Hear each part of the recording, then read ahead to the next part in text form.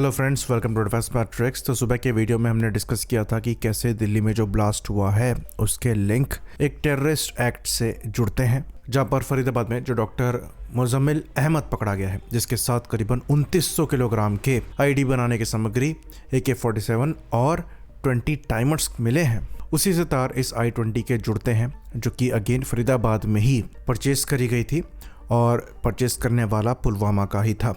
यहाँ पर इंफॉर्मेशन में जो बदलाव है वो ये है कि ये जो आदमी आपको फोटो पे दिखाई दे रहा है कार को रिसीव करता हुआ, ये एक्चुअल में तारिक नहीं है, इसका नाम है आमिर और ये भाई है डॉक्टर उमर मोहम्मद का, जो कि प्राइम सस्पेक्ट है इस ब्लास्ट का, जिसने मोस्ट लाइकली जो अटैक है ये कैरी आउट किया है। तो इसको लेकर एक CCTV फुटेज भी निकल कर सामने आई है, जहाँ पर ये I-20 कार देखी जा सकती है और इसमें बैठा हुआ प्राइम सस्पेक्ट देखा जा सकता है, जो कि डॉक्टर उमर मोहम्मद है। तो सुबह भी जो वीडियो हमने अपलोड किया था, जिसकी रिकॉर्डिंग एक्चुअली हमने रात में ही कर ली थी, उसमें हमने ये कहा था कि ये CNG ब्लास्ट नहीं लग रहा है। हमारी थ्योरी ये है कि ये फरीदाबाद में मेन सस्पेक्ट यहाँ पर इस पूरे पॉसिबल टेरर प्लॉट का पकड़ा गया है, जिसके बाद लोन वुल्फ अटैक ये किया गया है। उस समय हम ये कह रहे थे कि तारिक द्वारा किया गया है, पर अब चीज़ें साफ हो चुकी हैं कि यहाँ पर जो प्राइम सस्पेक्ट है ये डॉक्टर उमर मोहम्मद है।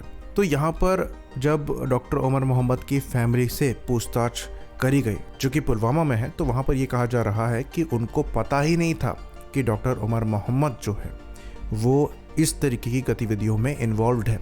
उनको ऐसा लग रहा था कि ये डॉक्टर है, फिलहाल फरीदाबाद में है, कुछ पैसे भी ये वापस भेजा करता था और उन्हें लग रहा था सब कुछ ठीक चल रहा है। सिमिलर चीज डॉक्टर मुजम्मिल अहमद के साथ भी है। तो ये एक बहुत डेंजरस सी सिचुएशन हो जाती है। ये कोई अनपढ़ लोग नहीं है, हाईली एजुकेटेड हैं और डॉक्टर है तो अच्छा खासा अर्न भी कर रहे हैं, पैसा यहाँ पर इशू नहीं है, लेकिन उसके बाद भी ये चूज करते हैं इस बात को जहाँ पर ये इंडिया में ज़्यादा से ज़्यादा क्षति पहुँचाना चाहते हैं और कुछ हद तक इनके तार जो हैं ये पाकिस्तान के जैश-ए मोहम्मद से भी जुड़ रहे हैं। तो यहाँ से ये चीज़ तो साफ हो जाती है कि पैसा टेररिज्म के पीछे रीज़न नहीं है, गरीबी नहीं है, ये आइडियोलॉजी है। क्योंकि यहाँ पर जितने भी सस्पेक्ट्स हैं, जितने भी टेररिस्ट पकड़े गए हैं, इनमें लगभग सारे डॉक्टर्स हैं और इतने वेल एजुकेटेड लोगों का रेडिकलाइज होना शोकेस करता है कि जो सैकड़ों बुकें इन्होंने डॉक्टर बनने के लिए पढ़ी हैं, उससे ज़्यादा भार उस एक बुक का है जिसके लिए ये अपनी जान देने के लिए निकल आए और अपने ही देशवासियों को मारने के लिए निकल आए। और यहाँ पर ये एज्यूम कर लेना कि फरीदाबाद में ये खुद ही सब कुछ कर रहे थे, लोकल सपोर्ट नहीं रहा होगा, बहुत बड़ी गलतफहमी होगी। वो तो हमारी सिक्योरिटी फोर्सेस इतनी चौकन्नी है कि एक बहुत बड़ा हादसा टाल दिया गया। तो ये चीज़ हमें क्लियरली समझ जानी चाहिए कि एजुकेशन का रेडिकलाइज होने से कोई ताल्लुक नहीं है। बाकी ये चीज़ हम ज़रूर क्लियर कर दें कि हम यहाँ पर ये नहीं कह रहे हैं कि एक पर्टिकुलर रिलीजन में सब लोग रेडिकलाइज्ड हैं और सबकी थिंकिंग सेम है, ऐसा बिल्कुल नहीं है। JNK पुलिस जिसने इस टेरर आउटफिट को बस्ट किया है और ज़्यादातर जो ऐसी गतिविधियों को JNK में वो रोकते हैं, उसमें ज़्यादातर जो पर्सनल्स हैं वो सेम रिलीजन के ही हैं, लेकिन उस पर्टिकुलर रिलीजन में रेडिकलाइजेशन एक बड़ा इशू है, ये सबको एक्सेप्ट करना पड़ेगा और उस इशू को देखते हुए हमें प्रिकॉशन लेने पड़ेंगे।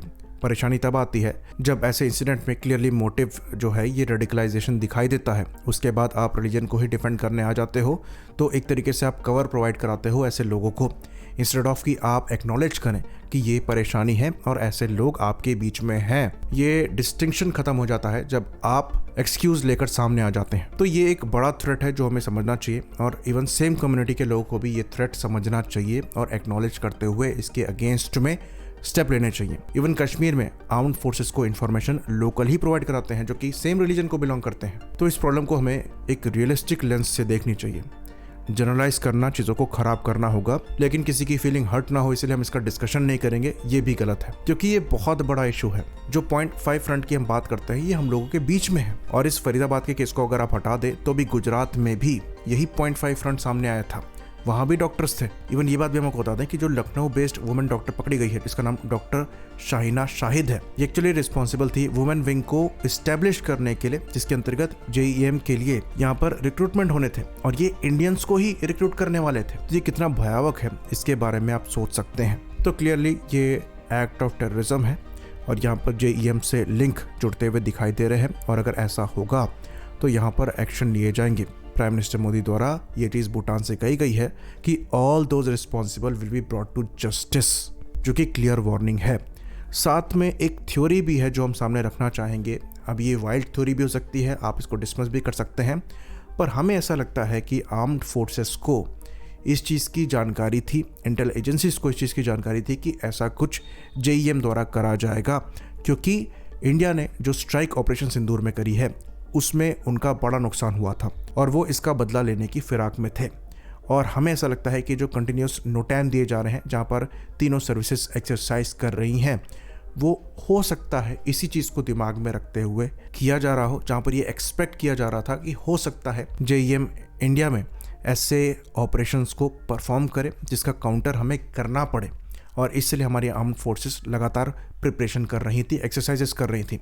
साथ में हमारी जो इंटेल एजेंसीज हैं और जो पुलिस फोर्सेस हैं ये अपना काम कर रहे थे और इनकी सक्सेस की वजह से एक बड़ा हमला यहाँ पर रुक गया।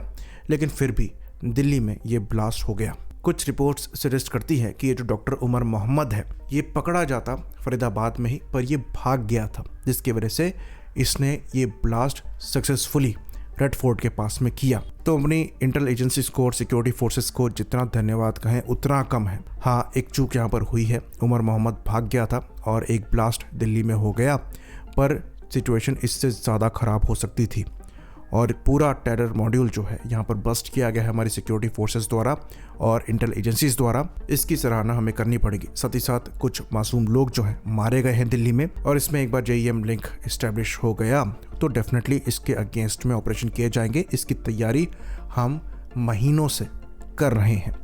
आई होप इन्फॉर्मेशन यहाँ पर क्लियर रही हो। इसी बात पर इस वीडियो को हम ख़त्म करेंगे। लाइक करिए, सब्सक्राइब करिए। जय हिंद।